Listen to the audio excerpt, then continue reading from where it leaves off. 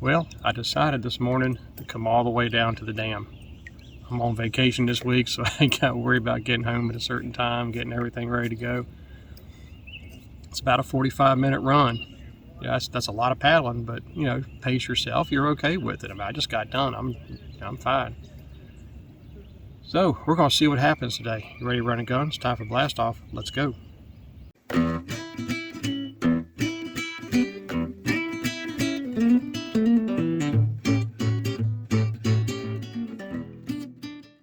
Morning, Bassin Buds. Todd here with you. Welcome back to Bassin 101.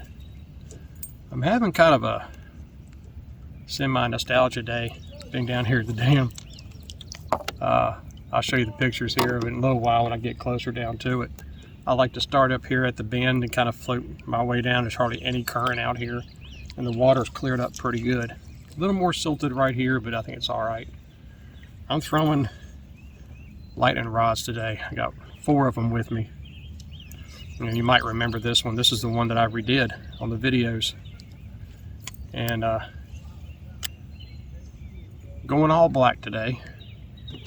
I'll start off with a 3/8 short arm spinnerbait. These are original spin dances, Strike King spin dances from the 80s. And I got on the back as a trailer. I usually use a pork chunk type trailer, but I thought today I'd use the missile bomb shot. In case you hear the voices in the background, there's a couple of squatters back here that a couple of potheads that are over here just having a good old time catfishing. Nothing against catfishing, but it's not my cup of tea. Anyway, if you like to catfish, hey man, go for it. That's some big fish. So today I got this, and no Daiwas today. These are, I got quite a few of these. These are the Ryobi AD 4000 Vs, a little smaller reel. Man, these are bulletproof. These are really good reels and very smooth. And you know, I've never used them before. I remember them back when I was a kid, and I thought I would try them out because these were around when the lightning rods came out, and I'm using a line I've never used before. And actually, this line is almost 40 years old. DuPont Prime, and the green, the fluorescent green.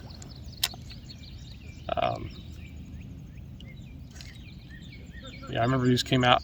I remember when I was a kid when the Prime come out, and the store I had locally by my house didn't have it, so I just kept using clear blue strand. I'm just kind of, I really haven't seen very much jumping this morning, so I think I'm going to stay down. And there's a lot of brush in this water, so let's give this thing a whirl, have some fun with some lightning rods. I got 4 rods or 4 lures I'm using today. There might be a switch up down the road, but I think I'm just going to stick with these 4 lures, and I'll go over them as I go through the morning. So let's go. Okay, so I figured I'd give y'all a look at what I got here. Here's the dam. You see the water just kind of stops. This is the top part of the power plant, and this is the bank that I've got right here. It's changed quite a bit since I was here a few years ago, but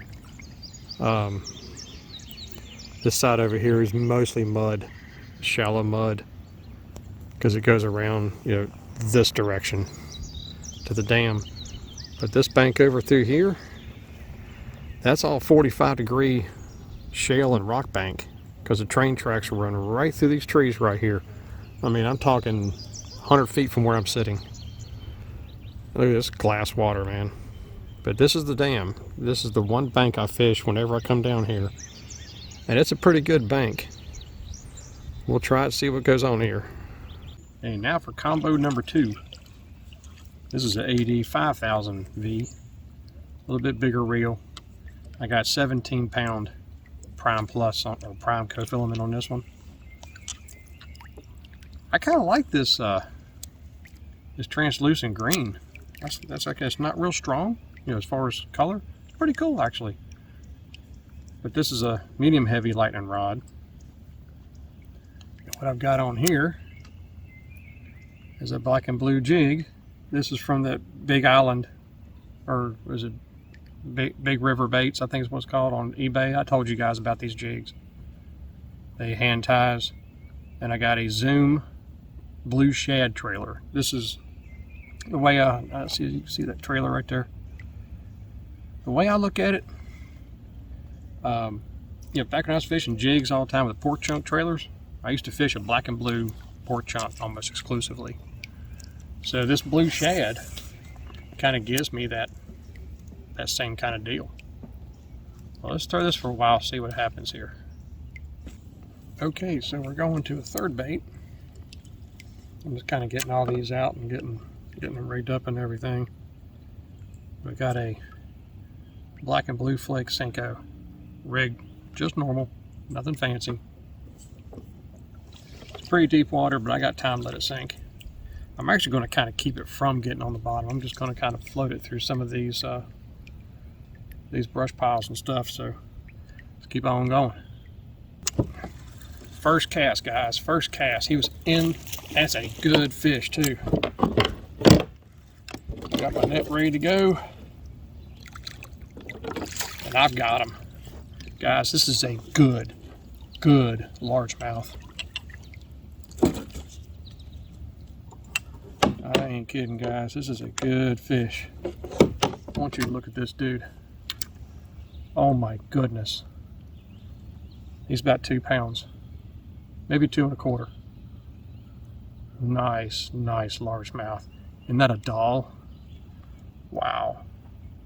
Thank you. That's the one that pounced on my spinnerbait a little while ago. I guarantee it. Thank you, buddy. Thank you as he sinks away. Trying something different today, guys. Especially when it comes to Senko fishing.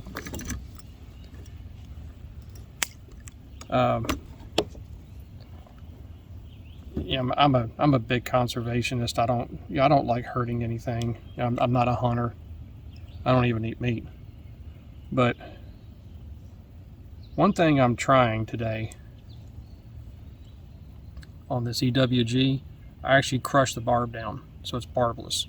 That way, if I do gut hook a fish, I mean, I know the trick turning it, getting it out, but if I can just slip it right out, I'd soon just do that. So I got a Texas rig worm as well as this Senko today, and I have the barb smashed. So that's why I kind of netted that fish. I didn't want to take a chance of him getting off. But as far as my spinnerbaits, crankbaits, topwaters, like that, I'm not going to do that. But because they're not really swallowing those baits. But I think for most of my soft plastics, I'm going to go to crushing the barb down, just to make it easier to unhook them. And because there's 2 I got the last time I was out, the 2 smallmouth on a slider rig. They were pinned tight.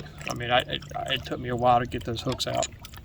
So I'm going to try barbless and see if that makes a difference. But boy, that Senko paid off right there, didn't it? I mean, when I first hooked into him, I thought I had a tree. I just kept pressure on him, and then he started going, and I pulled him right out of that tree on 12-pound test on a medium action lightning rod. The old black and blue Senko. We'll see if we can do that again. Okay, so the final bait of the day, as far as styles of baits, I've already changed my spinnerbait to something else. But again, 5,000 Ryobi, or 4,000 Ryobi, medium action lightning rod. All my mediums have 12-pound prime cofilament. And I've got a Mr. Twister Pocket Phenom. It's about a 5-inch curltail worm, black and blue tail, one of my favorite colors of all time. I got this with the 1/8 ounce tungsten weight. And you guys might remember these hooks. That's a Shaw Grigsby HP hook. Old deal Claw HP Performance hook, a little snap clip. That to me is the perfect hook to fish that worm with, because I boil them so they're super soft. But that's the perfect length hook, because I like to get as much action out of a worm as I can. So I like to get that flow out of a worm. So That Senko kind of told me something. I think I might go back and forth through the pocket phenom because it's the same, same short, bulky kind of package, and then use the Senko if I want the slow fall.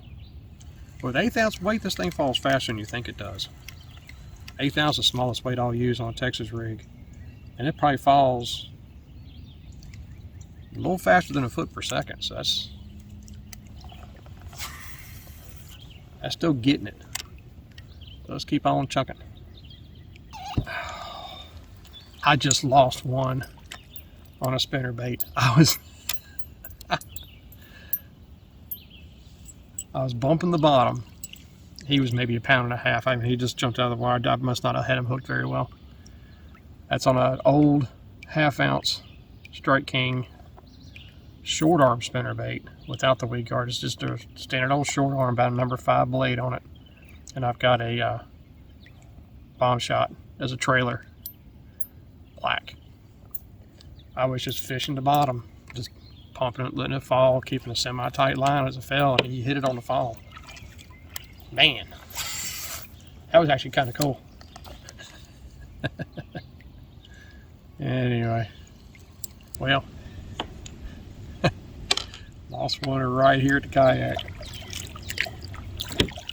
It's a keeper, but yeah, he jumped one last time before I can get the net, and it came right off that barbless hook, but that's okay.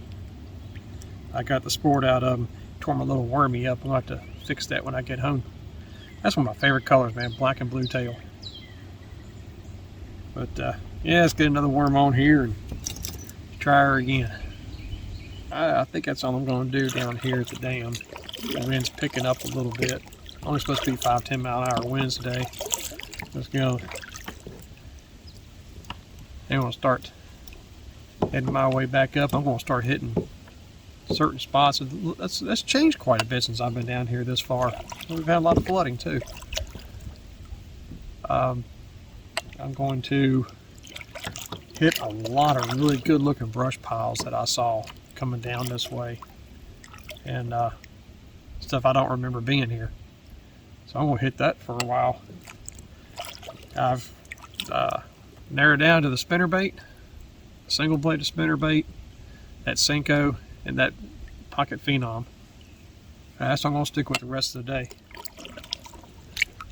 So I pulled over to the side of the bank here, kind of in a protected area. That wind's really picking up out here, man. It makes it hard to fish in the kayak. Got the wind blown beard going. I stopped at one place, went to use my anchor. Thing is not, I don't know how I did it. It is just tied up in knots around my seat frame. Like, how do you do that? So I'm sitting there trying to move this anchor through while I'm out there, trying to move it through my seat. I get over here to a little quiet area in the bank where I can get right up on the bank and fix this anchor. And then I remembered that I got a D-ring attached to my anchor. Why just unclip the D-ring and then move it through the seat? Bill Dance got nothing on me.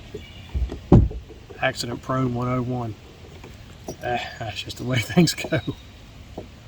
So now I got the anchor fixed up. I'm actually probably, oh gosh, a half hour paddling from the dam.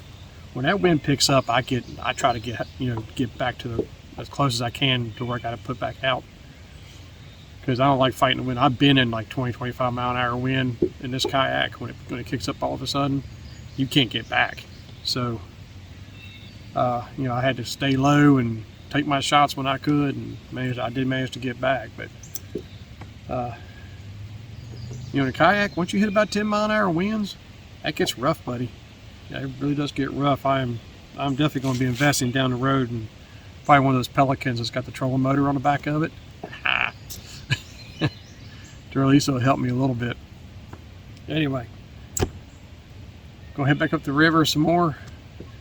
I'm a little bit closer now to where I was, so I'm gonna try to get some shallower water here. Deep water, forget it. When you get like this, and I don't have anything heavy with me, so I haven't put that stuff together yet. Still simplifying my fishing, trying to figure out what I'm going to be doing. So I got some Senko and an 1/8 ounce weight plastic worm. you know, the water's getting silted. Maybe I can get away with a spinnerbait, but we're gonna head back up the river, see what we can get from there. All right, so what I'm down to now is I'm just gonna kind of hit places I know that are shallow that I can fish brush piles with, rocks and things. And you can probably see behind me, everything's been weeded out. All I got left on me with right now is a Senko. It's something I can fish in shallow water, keep the rod tip down, and just let it do its thing. Cast into the wind, which you can do with a Senko. They're heavy enough. That's pretty much what I'm going to do, is cast into the wind, and if you lose your control of that Senko, and I don't see a problem using a Senko when it gets like this anyway, especially if you're fishing shallow water, and if you can get into the wind, you'll be doing a whole lot better. So let's keep on going. You know, I was talking about these reels being sweet. I want you to hear something. These things sound about as good as my old dye was. You barely hear that reel. Let's do that again. I got some loose line on here anyway. That's a sweet reel. Well, I'm gonna pack it up, guys. It's still getting a bit windy out here. I was really had my heart set on fishing at the dam and then coming back up and hitting all the good spots I seen, all the good brush piles. But man, that wind down there was just whipping. And when it gets like that, I just want to paddle on back, get close to home, so I ain't got that far ride to go. But I did find a ball. I can take home to my daughter. She loves these things. But yeah, man, it wasn't too bad. I loved it this morning. I mean, it was a nice morning.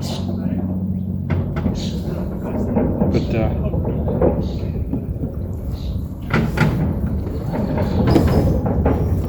I got bicyclists going up over my head. I know I showed you guys this before, but I use a 10-pound weight for an anchor, about 2 foot up. My wife made me a little puff ball to put on this thing, so when I hit that puff ball, I know to stop. I reach over and just pull up the anchor without going kaboom inside the boat. That's what you call super stealthy. Well, I got my paddling gloves on, so I'm gonna head on back up. But overall, as far as actually getting one in the boat, it was that Senko. Imagine that. Black and blue flake. One of my favorite all-time colors. So that's all I got, guys. Thanks for coming along this morning. I guess we had some fun out here. So until next time, may the Father bless you and keep you in Yeshua's name. And as always, fish on.